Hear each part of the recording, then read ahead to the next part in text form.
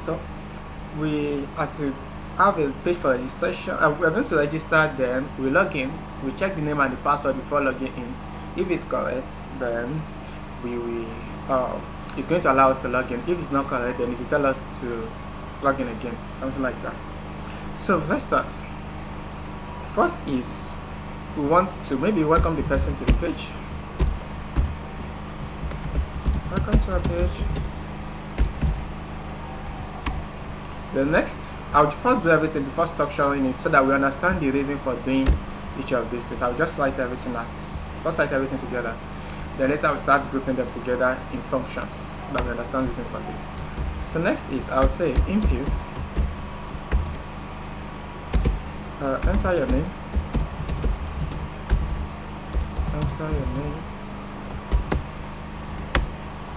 then input,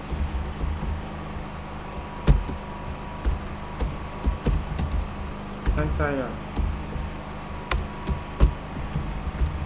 password, then next. Okay, we want to tell the user that it is successful, something like that. Registration successful. Next, you want to save this as variable. You can say name equals to, I just say reg name, so that we know that is the name used for registration, and I will call this reg password. So next is to log in. So let's say login name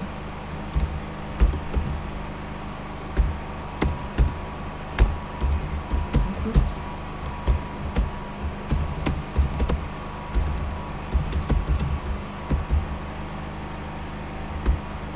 okay, enter name to login.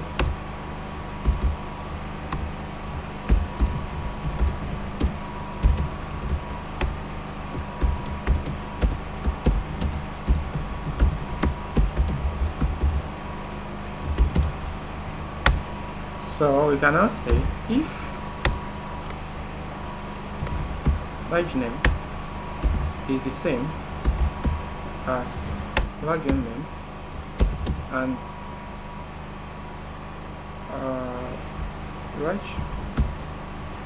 password is the same as login password. If they are the same, then what do we want to do? We want to say print login successful. But if they are not the same,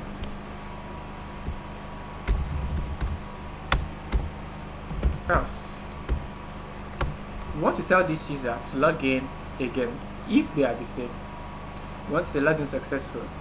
If they are not the same, we want to tell this user to log in again, meaning that we want to do all of this again, meaning we want to do this part again. So well, what you can do is, one thing you can say is, maybe why not just copy this and paste it here like this. You can set something like this, but the reason we can't do it like this is this. If we paste all of this here, maybe let's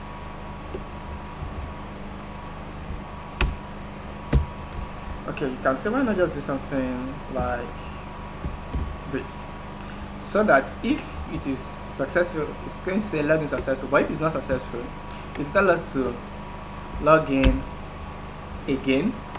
Then if it's now correct, then, but what if it's not successful again? Then are we going to write the same code and paste it again over and over again? Do we keep doing that?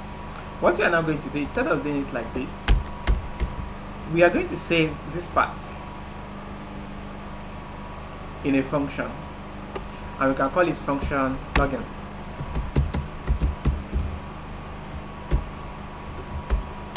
So we've got the function called login, and we can now take all of this inside our function. So I'll just say this,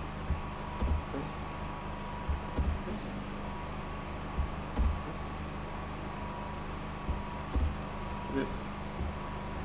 So if it is not successful, we can now say colon login. So if it's not successful, it will tell us to enter the name and the password again. But if it's successful, it will just say print successful. We can still make our code even much better by putting all of this in a function called registration.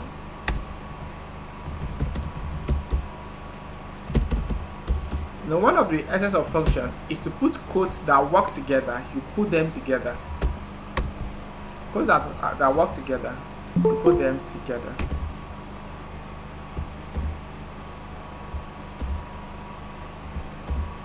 So we have this. We can now call on both of them now.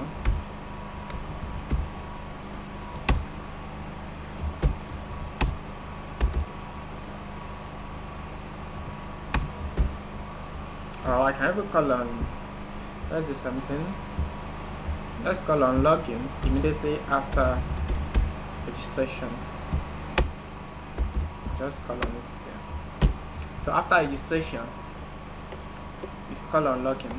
When it's going to do everything here. But if it's not successful, then it will call on login again. So let's run this code and see the results. Come here and say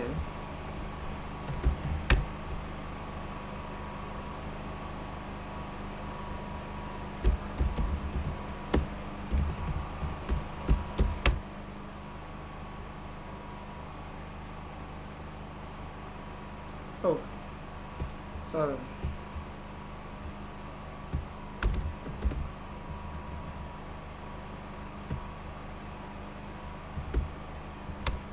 let's run it again. Enter your name, enter your password 12345. Login successful. Enter name to login. Let's say I enter Kenny. Enter password to login 12345. We have what error do we have? What is this? Registration login. Reg name is not defined. Let's fix that. That's reg name. Oh, now let's quickly fix this here. We're going to revisit this code after the whole class, but let's quickly fix it now. Give it a little fix.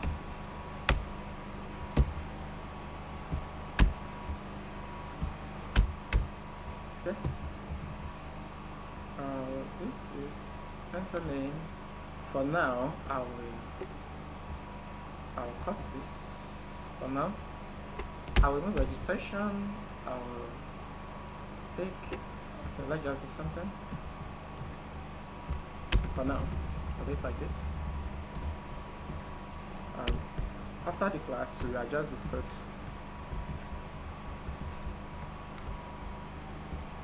Now, I want us to understand the error we currently have and why we have that error. So let's discuss it. It's very important. Now, it's saying that the error we have here is because of this line 10. It's saying it doesn't understand the meaning of this reg name. Well, you can ask that, well, we have reg name here. Why is it saying that this reg name here, why is it saying that Python does not understand the reg name here? The same thing, Python does not understand this reg password that we have here. Again, you can say that, well, we have reg password here. That will move us to today's topic called local and global variable. That's what we're going to discuss today before we talk about return. We discuss global and local variables. Then when we are done with the class, we now return this code back. But for now, it's telling us as well, I don't understand the meaning of reg name, and I don't understand the meaning of reg password. What's the meaning of that? So for now, in order to solve this bug, for now, I'll just remove this and add this, add this, add this, add this. So I think this should be fine now. So I think this should be fine. So we don't have registration function again, so we can remove registration. So this is it. It's going to tell us, welcome to our page, input your name, input your password, registration successful. When it's done, then we have this function. Of course, we know that it's going to ignore everything within this function and jump to login. So when it says login, it will now do all of this. Now, it's going to understand the meaning of reg name and reg password, unlike what we had initially. So let's run this code again. Oh, sorry, CLS. I'll just say Python, this enter your name, sorry, enter your password, enter your name again, let's say Kenny, enter your password, 1, 2, 3, 4, 5. So enter your name to login, meaning that's not correct. So enter your password, I cannot say 1, 2, 3, 4, 5. Login successful. But let's quickly add a line to the code also. When the name and password, if it's not correct, it should tell us that it's not correct instead of just saying enter your name again. So let's do it and say else print name of password is incorrect. So if it's not correct, it should tell us this before saying before calling on login function again. Let's run it again. See. Oh. Okay. Then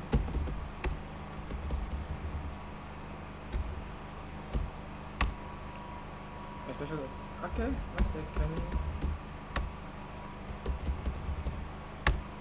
So name or password is incorrect. Login again. So I can now enter the right name now. This is successful. Any question on the assignment? I got stuck where we couldn't find reg name equal to reg password. I said that thing you said we're going to fix, that was where I got stuck. Okay. The other time we created a function like this. Let me just press Ctrl Z, and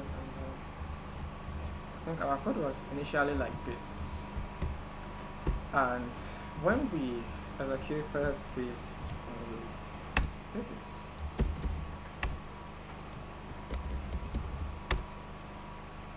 Now, let's say we have this error. Why this error? The reason for this error is this. This reg name is not recognized within this function. This reg password is not recognized within this function. That's because it was created within this function. So this function does not recognize it. So, and I said that's going to be what we're going to discuss tonight, local and global variable. And we understand, and with that, we're going to understand the reason for that. But just to solve this problem for now, we are going to remove this registration function so that this will now be out here like this instead of being inside a function. Oops. So this can now be out here. We don't need to put this here again. And since there is no registration function, since it has been removed, of course we need to remove this registration function. So if you run this code, it will tell us welcome to our page. It will tell the user to enter name, it will tell the user to enter password, then it will print registration successful and stop. So we want it to run this code after doing all of that. So we can just say colon function login, and with that I think we are good to go. And we can also structure our code, just bring all these ones together. I think this is better. Let's put a little space here. So I think this is better. We have our function login at the top, just to structure it instead of putting it within others. Then, when we run it, it tell us welcome to our page. It tell us to enter name. It tell us to enter password. Then it says registration successful. When it's done, if you call on function login, after calling on function login, we're going to run all the codes within this function. Then you tell the user to enter name to login, enter password to login. To check if the name, the login name is the same as the one we use for registration.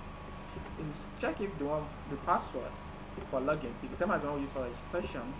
If they are the same, it will print login successful. But if they are not the same, it's going to print. It's going to call on function login again, meaning it's going to execute these commands again. So then we added this the other time, that if it's not correct, we just want to know what is on. So just say name or password is incorrect. Do you have any question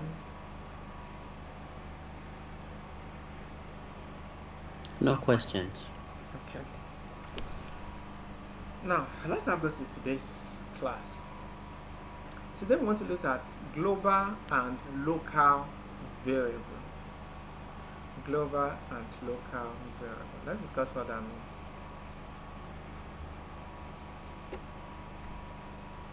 I will copy all of this, keep them inside the file. We are coming back to this code after the class to adjust it.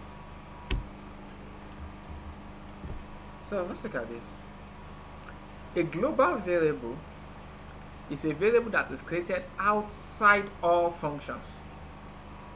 A global variable is a variable that is created outside all functions. Meanwhile, a local variable is a variable that is created within a function. So, if we have a function like this, and I just call this function func, like this. If I say a equals to 5, then, and I have another variable, b equals to 7. This is a global variable because it's not created within a function. Meanwhile, this is a local variable because it is created within a function. Do we understand the difference between them?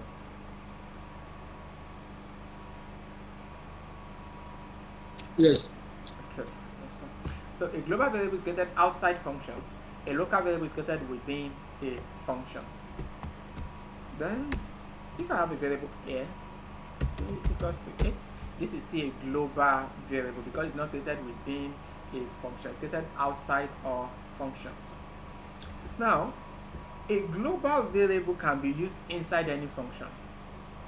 A global variable can be used inside. Look at it this way. I love calling global variables, I love calling them government properties. Sometimes I call them Buhari properties. When I say Buhari properties, if Buhari is for everybody and it's for nobody. That's what a global variable is. It's for everybody because all functions can use a global variable. All functions. What does that mean? I can say print C, meaning that I'm calling on this variable C inside this function and it will work fine. If I run this code, it will print out 8. So let's call on the function together. I'll just call on this function func like this and run it. Let me clear my terminal. Python. Where's that? Py. So we have this 8. And the reason we have this 8 is because this is a global variable and we can use it inside any function. I can also create another function and still use the same variable C there and it will work fine. That's a global variable. It doesn't belong to any function, but it can be used within any function. But a local variable on the other hand, they are like individual properties. Why you can liken a global variable to your road? Because roads are government properties. A local variable, it's like my car. So anybody can use the road, but anybody cannot just come and use my car, my vehicle. It belongs to me. So a global variable can be used by all functions. A local variable can only be used within that function. You can't use it outside the function. What does that mean? Let's get another function together. I will call it function second. And I will say point A. So if we run second, it will throw back an error. That's because this variable A belongs to this function, and because of that, it cannot be used outside this function. It can only be used within this function. So let's run it so that we can see the results. So did we say something like this the other time when we were dealing with function registration? Yes. So this function A can only be used within this function and cannot be used outside this function. In that case, it's a local variable. It only belongs to that function and it cannot be used outside that function. Any question?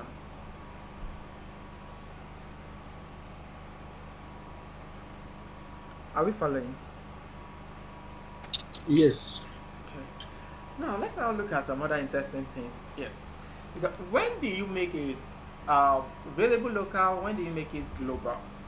You see, when you want to use a variable, when you realize that this variable will only be needed by that function, then you make it a local one. But whenever you realize that this variable will be shared within many functions or multiple functions, then you make it a global. Let's look at some other interesting things in Python. Let's say I have C equals 6. Now what's going on? If I say print C, and I come here and say print C. So let's call on func second. Then I'll call on func again. So if I call on func here, it will run the code here. If I call on second, it will run the code here. If I call on func again, then it will run the code here. If you execute this code, what are we going to see? This is it. When you run this, it will run this code. This C here is a local variable. It's different from the C here, meaning there are two different containers now. They are not the same.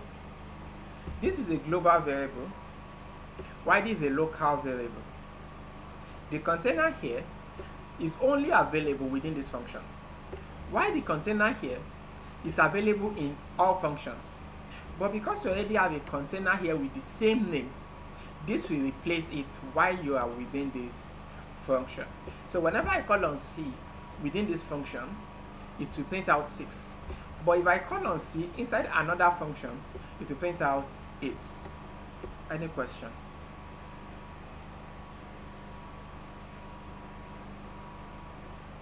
So for that reason, this will print out 6, this will print out 8, and this will print out 6.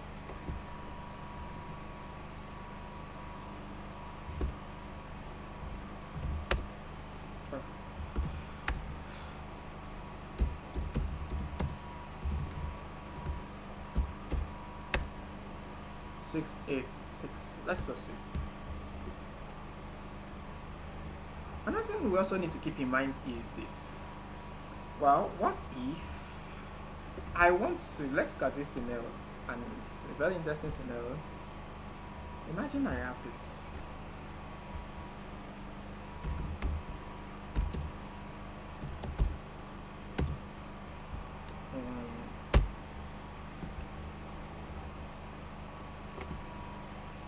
Good. C equals to C plus 3. And I want to do something. Maybe I want, remember, okay, sorry, 1 minute, let me quickly explain this part. I think we need this thing. Like I said, this is a container, a box. A container, a variable is a box. This is another container, another box. Again, here we have two different containers. The two containers are not the same. They only bear the same name, but they are not the same. But some other times, you want this one. You want to change the value inside this container. Maybe I want to change the value in this one from 8 to 6. Maybe I want it so that I can use it elsewhere. Maybe I want to use it inside this function. Again, this is what I want to do. I want to change the value in this container, in this global one, from 8 to 6 inside this function. For some reasons, within this function, I want to be able to change the value of the global container from 8 to 6. How then do I go about it? Just come here and say global C. What you are saying is, by writing this line global C, you are saying that whenever I call on C inside this container, then point to the global variable. Don't create a new variable. Whenever I call on C, don't create a new variable. Don't create a new container. Instead, anytime I call on C, let it be the global container. If you find it a bit difficult to process, or if you don't get it, look at it from this way. You understand it now. Imagine Let me even comment out everything and just do something. Imagine I have a equals to 7 and I have a equals to 1. If I say print a, what will this give me?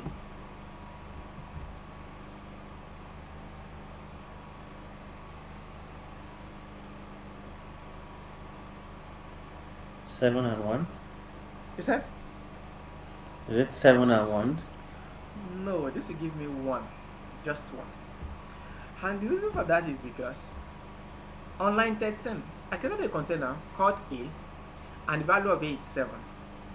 On line 14, I'm creating another container called A and value is 1. But instead of Python to create a new container for us, it's not going to. Instead, it will assume that since you already have a container labeled A, it will just change the content of that container from 7 to 1. Meaning that these two lines will not create two containers for us. Instead, it will only create one container. I come again. We have this line to create a container A and the value is 7. Here we are trying to create another container and to insert 1 inside our new container. But what Python will do now is this. Instead of creating a new container here, since we already have a container labeled A, Python will not create a new container. Instead, it will just go to the previously created container, which is the one we created here, and change the content of that container from 7 to A. So the content of A now is not will no longer be 7 after this point, after line 14. It will no longer be 7, but instead it will be 1. But we have just one container, just one. So line 15 we print out A, which is 1. Do you understand the explanation? Yes. Okay. So we have just one container here, not two.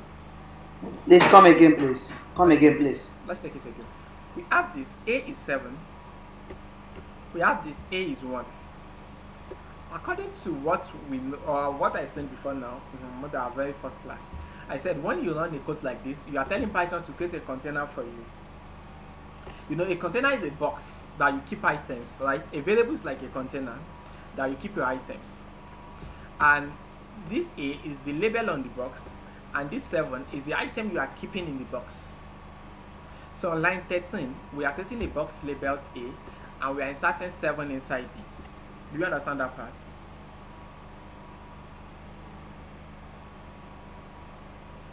Can we proceed? Yes. Okay.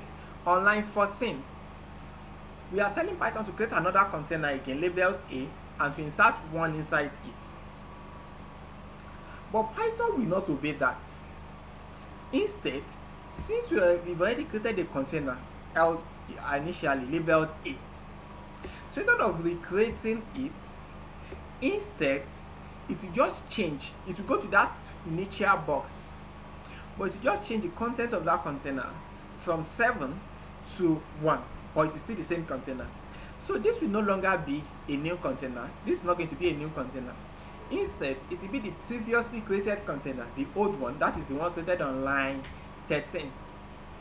But it will just change the content of that container, the content of that box to 1, meaning it will remove whatever might be there, whatever it means there, it will remove it, discard it, and change it to 1. So this now, the content of A now will no longer be 7, but is now 1. So when we say print A, this will print 1. Do you understand? Yes. Good. So the summary of that is that we only have one container here. Just that we are changing the content of that container.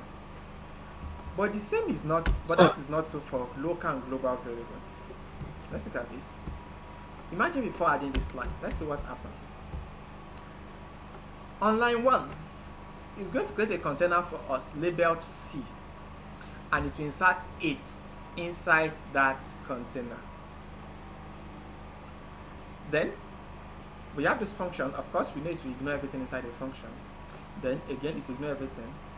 Then when it gets to line 9, you are calling on that function. This will create a new container. It's not going to refer to the previous one. No, because it is a local variable. It is now within a function. That's what I want us to note. because it is now within a function, instead of referring to this one, instead it will create a new one. So meaning that we now have two separate containers. Although both of them are labeled C, but one is available just within this function, while the other one is available everywhere in our codes. But we have two containers now, not one. We have two. So this is a new container, but the content of that new container is 6, not 8. So when we say print C, it will print 6. When we call on second, it's going to print C, but because we know that the C here is not available within this function, definitely is referring to the C created on line 1. And for that reason, it will print out 8. When we call on func again, it will run this code, then it will get another container, C, and insert 6 in it. Then it will print out C, which is 6. Do you understand the explanation? Yes. Okay. So what we now want to do is, we want to say that whenever we call on C within this function, whenever we call on C, we don't want Python to create a new container for us. That's the essence of this line, global C. What we are just saying is, whenever we call on C, we don't want Python to create a new container. Instead, this global line, this what you have here, you are just telling Python to refer to the C that has already been created globally, that is on line 1. That's what that means. We are telling Python that whenever we call on C within this function, please don't create a new one. Instead, refer back to the C that we have available at the global space. So don't create a new container, just refer back to that same one, then you can now continue. So let's see what happens here. When we call on func, it will run this command. This line is telling Python not to create a new one. So when you say C equals 6, it will now change the content of this box from 8 to 6. So when we say print C, it will print 6. When we call on second, it will print C. Because this function has changed the content of that container to 6, this will also print 6. Remember, you are just a single container. You are only changing the content of that container.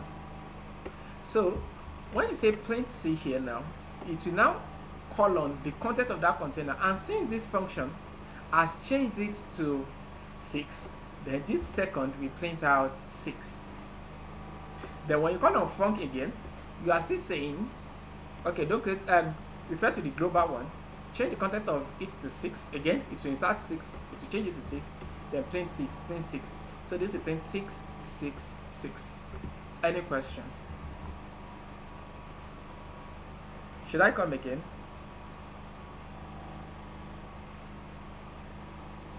Okay, I have a question. Okay, sir. So, assuming we are calling the second function first, Okay. and before the function, the first one, Okay. so will it still replace that global variable with 6? Okay, so thanks for the question, sir. So let's assume we have this instead. Let me comment this line. Let's assume we have second. It's a beautiful question. Let's say we have this. Now when we run this code, we've already created a container labeled C. Then, but we also know that it's going to ignore everything here. Again, it's to ignore everything here.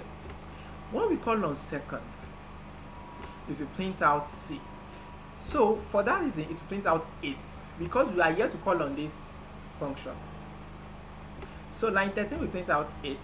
Now when you call on func now on line 14, this will now change the content of that container to 6. So this will print out 6. When you now call on second again, since you've already called on func and it has changed the content of that container to 6, so when you call on second again, this will print out 6. So we have 8, 6, 6. Do we get the explanation? That last one could hear me. You said? I don't quite understand the last one. Okay, you don't understand the last one. Let's take I it mean, when again. you reverse the functions again, when you make second the first function, Okay, let's take it line again. 13, yeah. When we call on second, of course, we know that if you run this code, like if you run it now, let's assume a Python that wants to run this code. Python first creates a container for us labeled C, and it inserts it in that container. Then Python will ignore all of this except the name. I think I've discussed that in our last class. It's only save the name but ignore the codes there. Python will only save the name and ignore the codes within this function, so it's not going to see this also.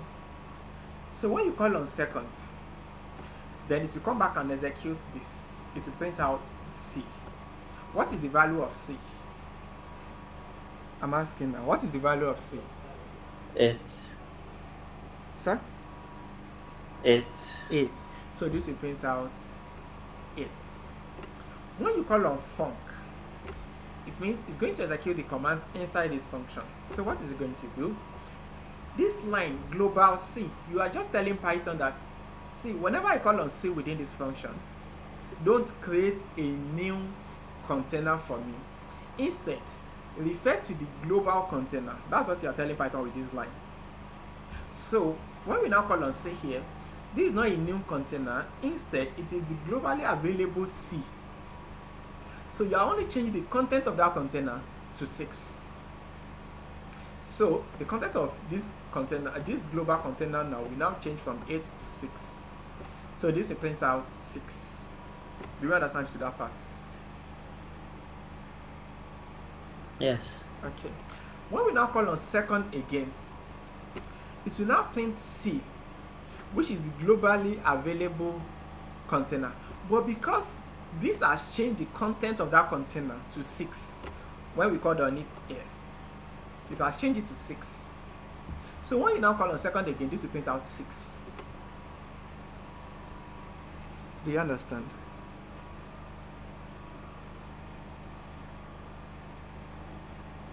Yes. Okay, let's run it and see the result ourselves. So that's why we have 8, 6, 6. Let's go back to this and run this also. Comment out this.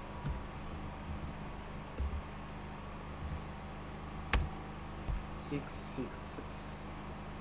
Let's proceed. What do you think we are going to see if we have these codes? I'm coming.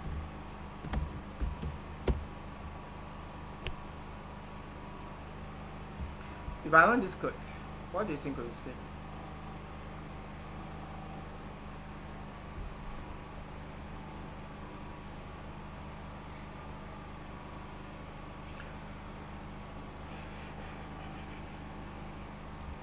I think for func you will see C plus 4.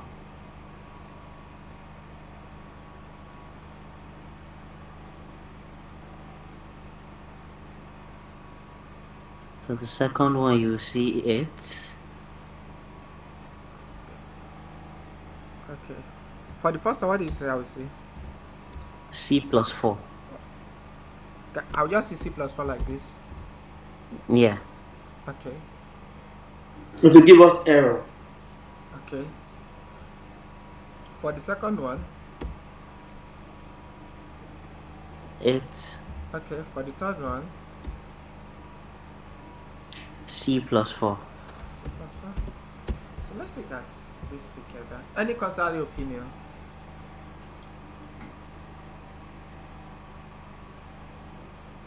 It will give us error. Okay, error. Okay. Let's look at it together. And what you're going to see. When we call on func here, we know it's going to run this command. Remember, we already stated here that whenever we call on C, we are referring to the global variable. So what you are doing here is you are saying, let C equals to C plus 4. So 8 plus 4, 12. So the value of C will now change from 8 to 12. Do you understand? So when we say print C, it will print 12. Do we get it? This will print out 12. No. Then when we call on second, since this has changed the value of that container to 12, then this will also print out 12. Then we will now call on func again. Again, we already stated it here that whenever we call on C here, we are calling on the global C. So when we say C plus 4, remember the value of C is no longer 8 but now 12. 12 plus 4, that is 16. So it will print out 16.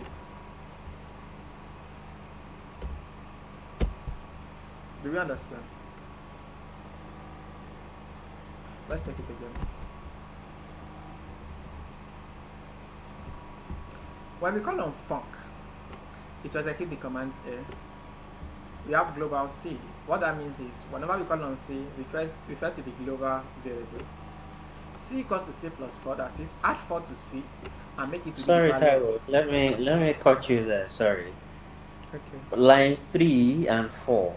Now you're saying that if we call on global C, C automatically becomes the value of what we defined before the definition of functions. That's it, right? C becomes It. I don't get it. You said? So you're saying now that because there's a global C on line 3, Yes. when you go to line 4, C is now 8, right? Yes. Yes. But earlier on, when you were explaining it, when C was defined as 6, when you called on global C still assumed 6, not 8. No. No. In the last thing we did, it was like this. No. It was like this. Global C. C is 8. But we are changing. This equal sign is used to change. Is an assignment operator. I think we discussed that. What this equal sign does. In fact, remember when we did if statement, we couldn't use equal sign to compare. That's because this equal sign, it's the function of equal sign in Python programming is to change the content of a container to something or to set it as a value of something. So what we are just doing is we are saying that help us change the content or help us set 6 as the value of C. But before this line, in fact, as at this line, C is still 8. But this line is changing because that's the essence of that line. And that's the same thing that is still happening here. Coming.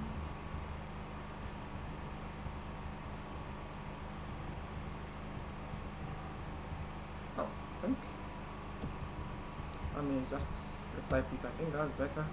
C equals to C plus 4. It's still the same thing happening here. Global C. C is 8. When we say C equals to C plus 4, add 4. C is 8. 8 plus 4, 12. Help us to set it as the value of C. That's the work of this. Now I understand. It wasn't that clear earlier on. It wasn't? It wasn't that clear earlier on. Okay. Now I understand. Okay. So the value of C now, we now change to 12. So when we say print C, this is 12. When we call on second, because these are func has already changed the value of C to 12. So when we call on second, this we print out 12. Then we call on func again. Now global C at this point is 12. When we now say C equals to C plus 4, 12 plus 4, 16. C will now be 16. When we say print C, it will print 16. So we're going to have 12, 12, 16.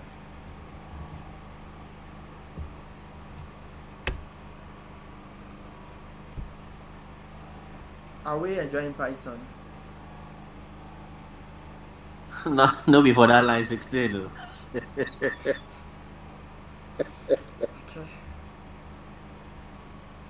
So that is local and global variable.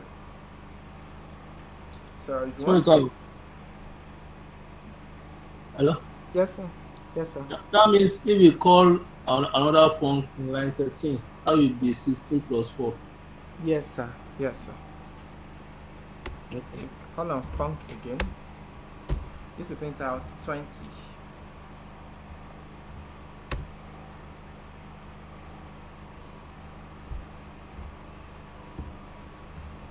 So that's global and local variable.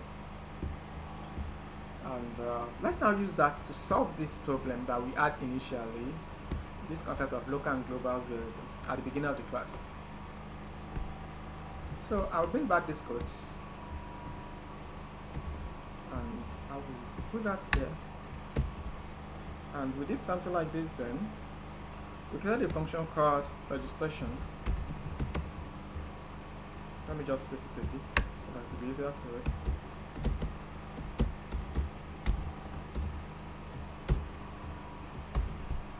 So we have a function here called registration, and add this.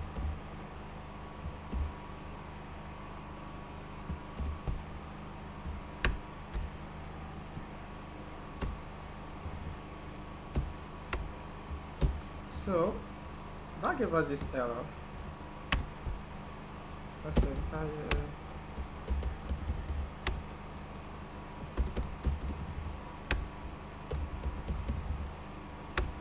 So we have this error, reg name is not defined. That's because reg name is a local variable to this function. And because of that, we can't use it inside this function. That's the issue. So what we can just do is we can create a global variable called reg name. So how do we go about that? We can say reg name reg password, then with that you can now come here and say global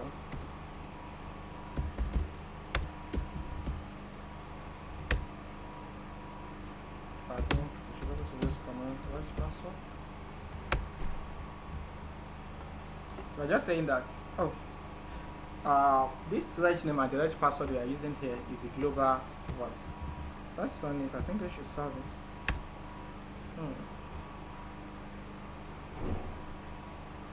Reg name is not defined.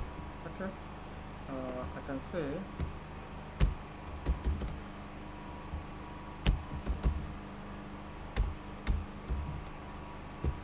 so initially we set it as none.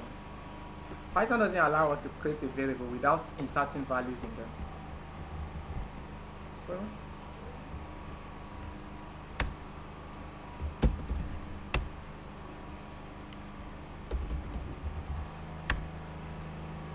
enter name to log in.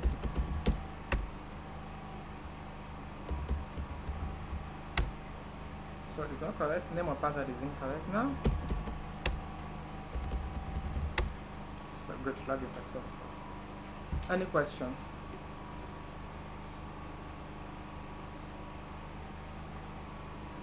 I think this is I good. was at this point in the assignment when I couldn't equate one name to the other name. If I had known about global, oh well, I would have saved a lot of time. Yeah. Sorry. So that is global and local variable.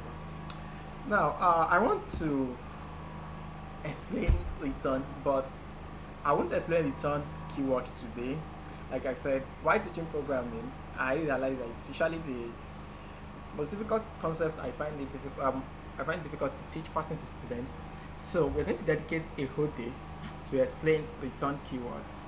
Then we discuss on Monday, next week Monday. Again, we explain it again on Wednesday, and I'm sure that by that time we will understand it. But before we go today, let's just play with some things before we go. So I'll comment all of this out. Taiwo, sorry to disturb. Yes. Is it possible to give us classwork, like as we are here now? Okay. Um, on local and global variable that will test your knowledge on this. Okay.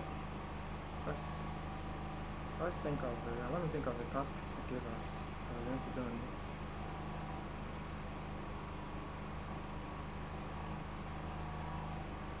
Okay. create a function, and whenever it triggers that function, it will keep doubling itself. You want to do money doubler, like you are a money doubler. People will come to you, and they will give you a value, like they will give you a particular amount. What you want to do is this.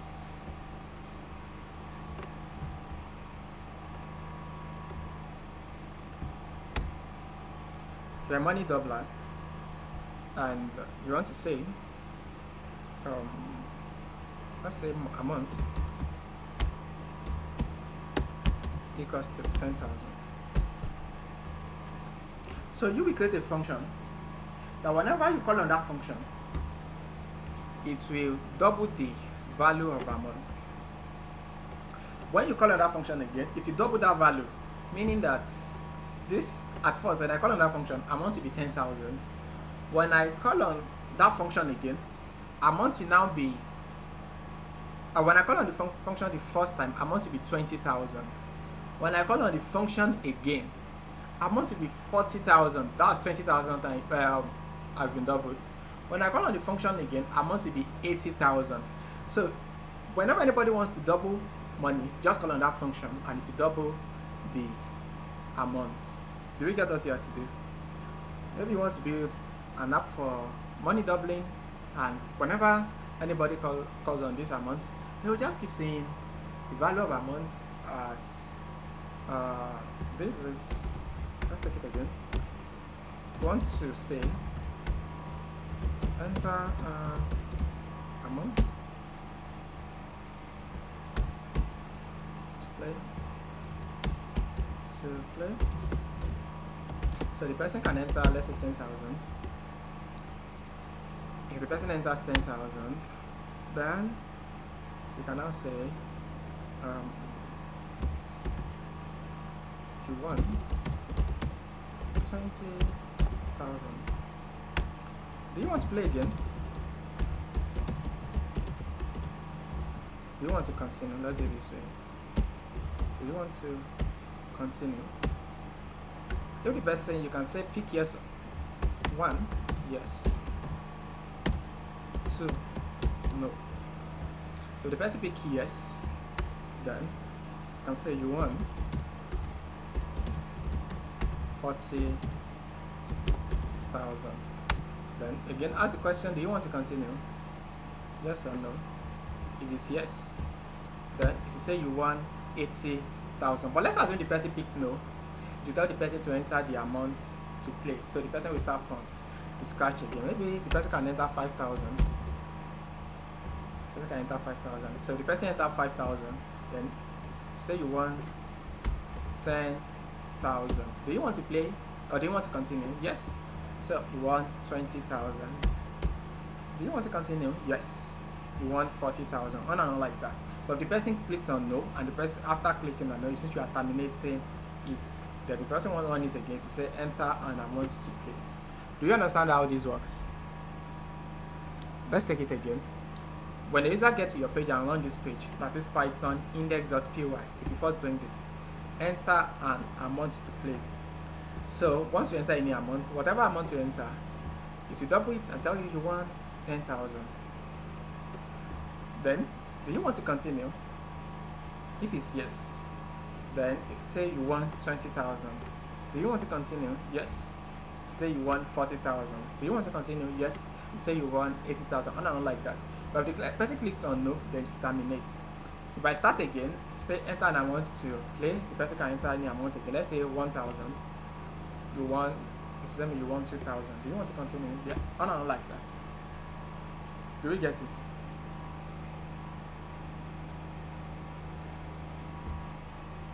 Hello, everybody. Are we together? Yeah, I'm trying to get it. Sir? Hello, sir. Yeah, we have it too. Okay, did we get the question?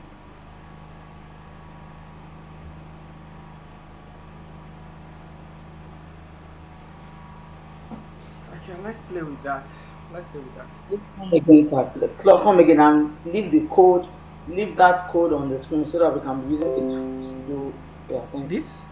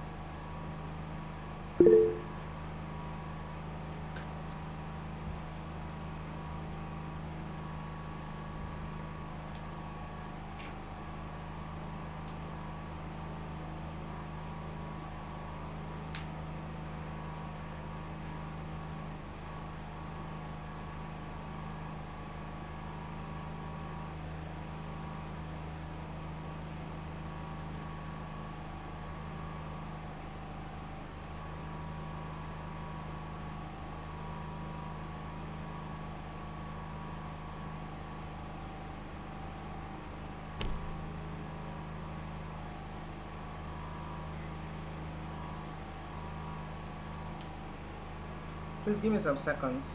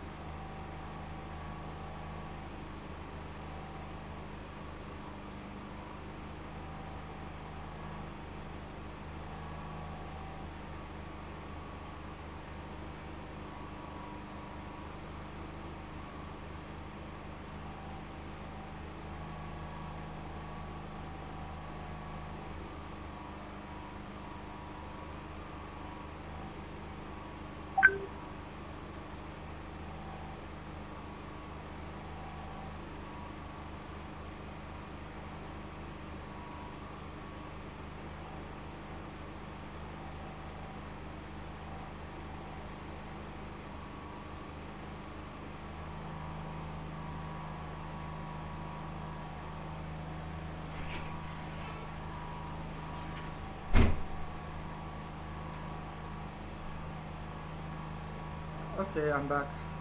How's the progress?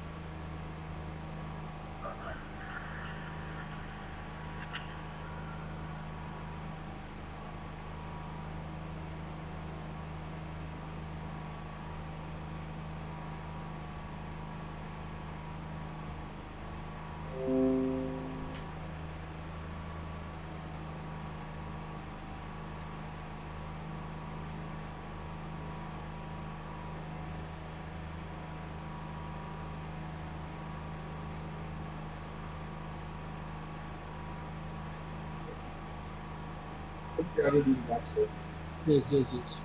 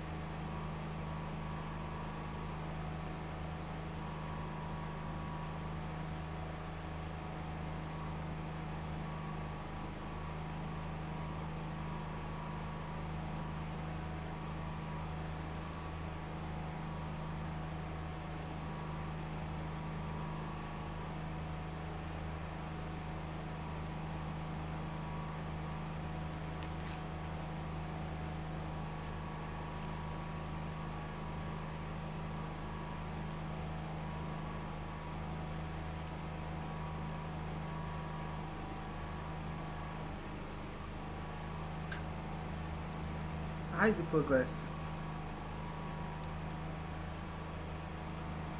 Please, we are on it. It's very tasking, but we are on it. Well done, sir. Taiwo, I won't lie, it's not progressing anywhere. It's not? It's not progressing anywhere, if I'm being honest. Okay. Okay, let's do it this way. Can we have it as assignment since we are meeting on Saturday?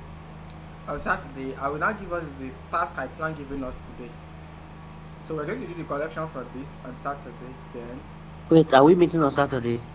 yes, I think we But discussed when this in a. You said? Ha. When did we discuss this? I think it was discussed in our last class.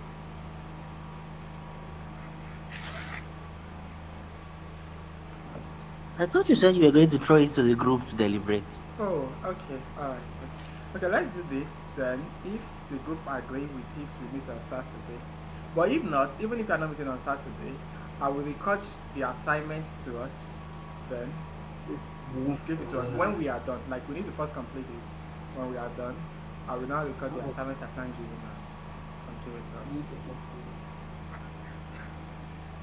us. Okay, before we go today, I want us to play with some things. Like those things are so small that I don't want us to dedicate a whole class to it. But at the same time, they are important things. But they are only things that we task our brain. They are simple things. I don't want us to dedicate a whole class learning them. Now, let's go. Remember the other time we did something like this.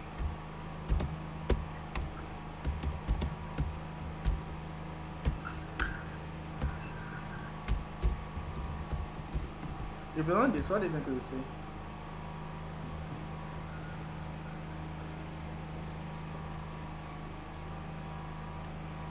What do you think we will see?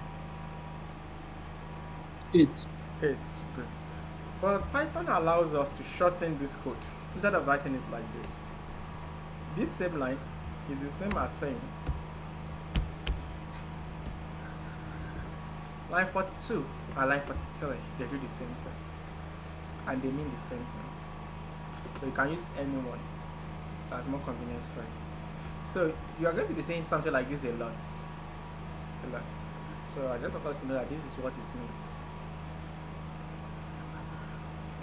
Another thing that you're going to see a lot is this. No, we can write this as C plus equals to 1. Since I said this and this, they mean the same thing. But Python still allows us to do something. I can write it also as this. So when you say C++, it's the same thing as C equals to C plus 1 and the same thing as C plus equals to 1. These three lines, they mean the same thing. But maybe I want to add 2. I'm not allowed to say C plus plus plus. No, I'm not. This is only for 1. Just to add 1. If you want to add 2, then you can write it like this. But if it's just 1, you can write it like this, or like this, or like this, C++. Let's look at the negative part also. C equals to C minus 1. I can write it like this, or like this. These three lines, they mean the same thing. Then if I want to add 2, or if I want to subtract 2 from the value of C, I can write it like this, or like this. But I can't say C minus minus, no. Just, it doesn't apply. It's only for 1. So I can write it as any of this. Same thing with multiplication. You can write it like this. Same thing with division. You can write it like this. They mean the same thing. And you're going to be seeing codes like this a lot. So I want to ask us now, if we run this code, what do you think we will see?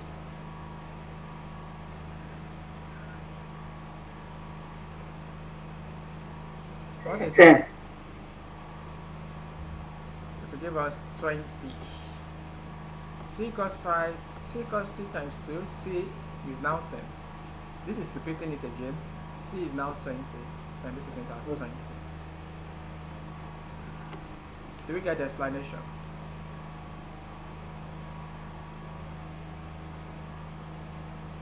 Do we understand this? Yes. Uh, Initially, I was thinking it will just replace 5 with 2, So, but now that's like initially I was thinking it will just replace 5 with 2, as in with 2. okay. Oh, no, it will multiply the value of C by 2 and set it back as the new value of C. So C will now be 10. Then here we have C times equals to, again, it will run this line because they mean the same thing. It will say C equals to C times 2. Since line 42 has changed the value of C to 10, so it will now say 10 times 2, 20, and set it back as the value of C. Then that is 20. Then this will now print out 20. So I think it's not something that we need to dedicate a whole class for. It's simple, but we're going to be seeing codes like this a lot. And also, as we write more codes, I won't be using this long line. This is shorter, so I'll just, most times I'll be switching to this short one. And you also see me do things like this a lot. C++, something like this. You see me do things like this a lot. Now, to see if you understand this part, can someone tell me what? Oh, sorry.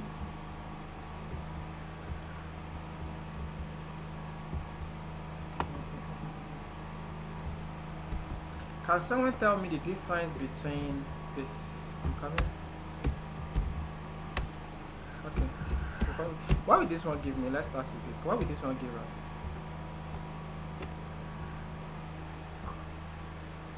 If we run this code, what will it give us? 10. No, 6. 6. 6. Remember I said this is the same thing as C equals to C plus 1. This will give us 6. Then, if I say this, what will this one give me?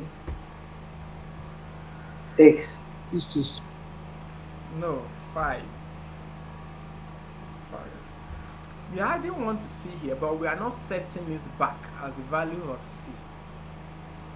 Although we hardly want to see, in fact, if you say print C plus 1, it will print out 6. But here we hardly want to 6, but we are not setting it back. So the value of C will still remain 5. Remember, to set it back, we need that equal sign. So C will still remain 5. So this will print out 5. But if we have this instead, this will print 6. I want us to know that C++ does not mean, if we say C++ like this, it doesn't mean C plus 1. No. It doesn't mean C plus 1. Instead, it means C equals to C plus 1. This part is very important. Do you get the explanation?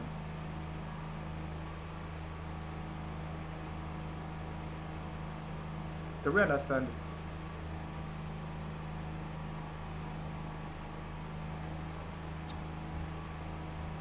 Are we still together? Is it confusing?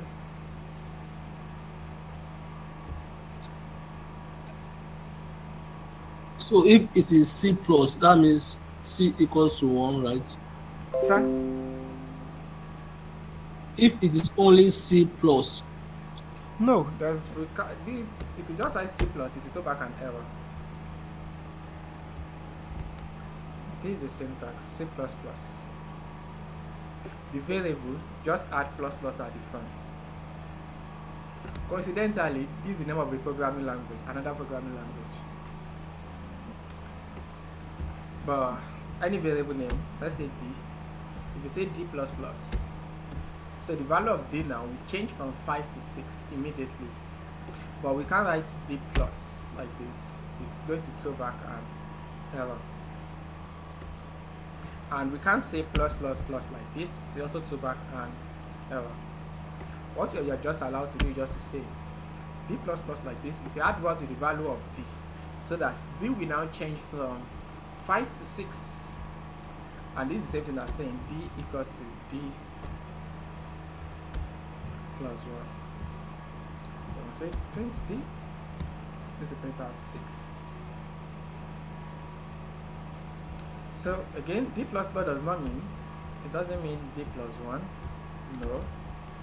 It means d equals to d plus 1. Add 1 to it and set it back. It's setting it back. Any question?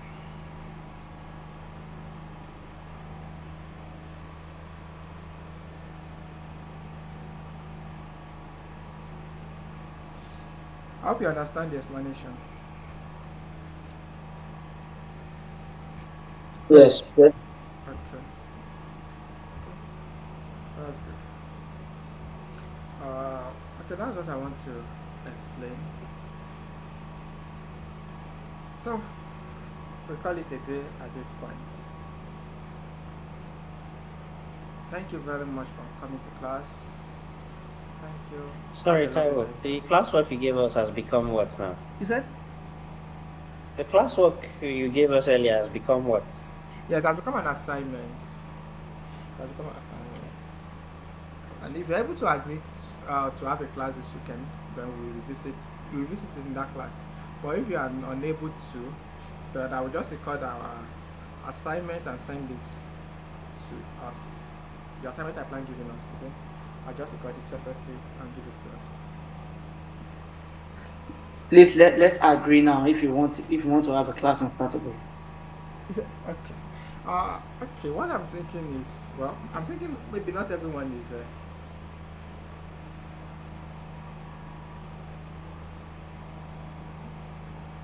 If I let's drop it on the group.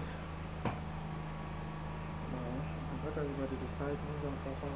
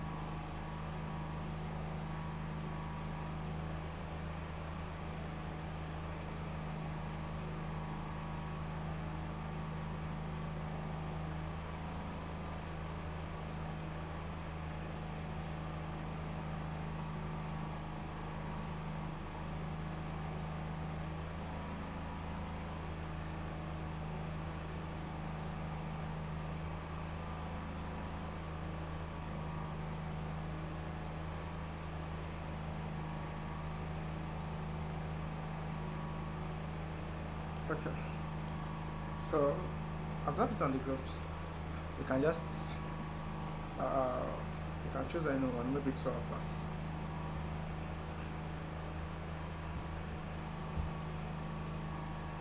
Alright. Let's work on the assignment. Any question before we go?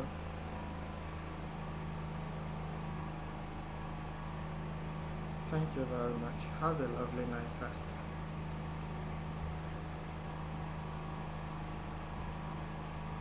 Thank you.